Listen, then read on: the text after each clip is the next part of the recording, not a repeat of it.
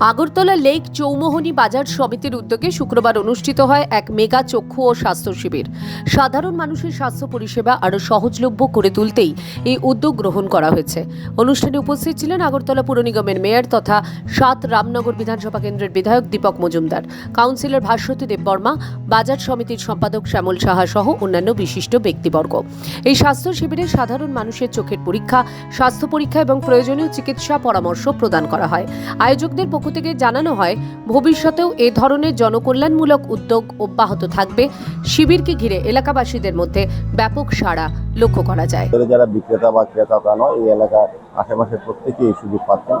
আমি বলবো যে আমাদের স্বাস্থ্য বিষয়টা আমাদের রাজ্যে অনেকটা উন্নত হয়েছে, তার পরিষেবা যাতে মানুষ সুযোগ গ্রহণ করতে পারে এবং আগের থেকে যাতে রোগ নির্ণয় তারা নিজেরাই অনুধাবন করতে পারে।